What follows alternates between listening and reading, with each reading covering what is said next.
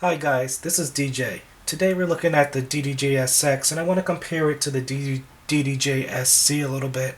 And what I want to do in this video is talk a little bit about the wish list that I want for the DDJ SX and just draw a little bit of comparison for the SC as far as a view from mostly a wedding DJ standpoint. I apologize guys, my voice is a little bit hoarse. I'm feeling a little bit under the weather, but this is something I've been thinking about all day, so I can't ignore it.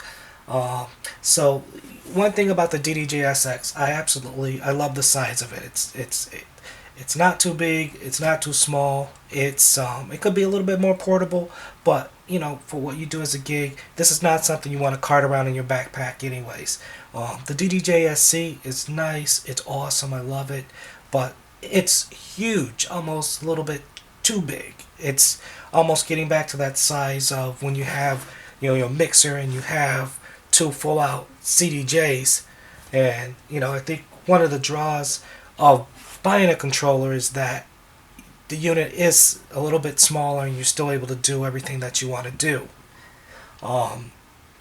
So if I had a wish list for the DDJ SX that if we could pull a couple features from the SC that this unit would love to have, that I would make this unit like just the best. These would be, I would say, maybe my top three. First off, the display. I like the LED display. It's a lot of fun. It's cool. You can see it in the dark. But I definitely like the display on the SC a little bit better. And I definitely like the fact that it reminds me a lot of it's catered behind the CDJs. And the display in the CDJs are accurate, so is the same thing in the SC, where these, it's accurate for the most part, but it tends to lag a little bit behind. Still, if you look at the display while you're mixing, it's pretty accurate, but the LED display, when you're mixing, turn this on here, when you're mixing, it just lags a little bit, just a little bit.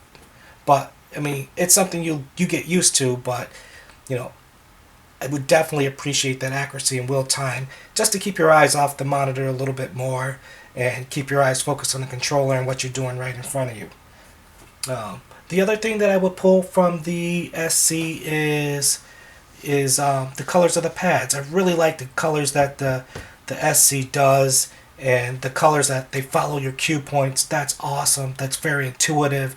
It's, I think, something that would have worked well on this unit, and I think that they should have put on this unit, and for that they should put on all units. I mean, they have the DDJ SB, a lower unit, it's got color coded pads, and this, which was their flagship controller before the SC, you don't get as many features, so I definitely know they had the SC in planning when they were constructing this unit, so I definitely think that's a feature that they could have given us. So Pioneer, if you're listening, these things that I'm talking about, give it to us all in a package. And the final thing is, on the SC, you can plug in either turntables or CD players with the control disc or the control CD, and that will play. So it alleviates having to jump to really deck 4 or between 2 and 4 right here. If you have that unit there, it just operates as a 4th deck, but you can still jump to it, etc., etc. But that feature, just to be able to hook up the extra decks and have them there in real time, that would be awesome. That I would love to see on this unit. But, again, I understand it when coming out on the SC. Now let's talk about price a little bit. This is about $1,000 when it came out. It holds its value really well. These are still going for, $800, $900, $1,000 still. And you got the SC, which has a couple more features. Their big draw really is that mixer,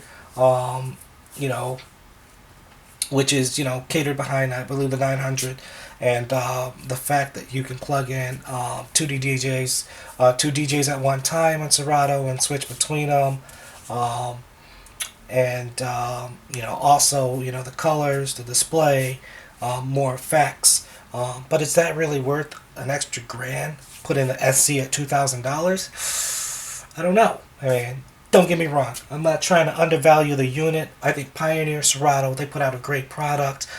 Serato is doing a great job with marketing. They're getting into making products for Newmark.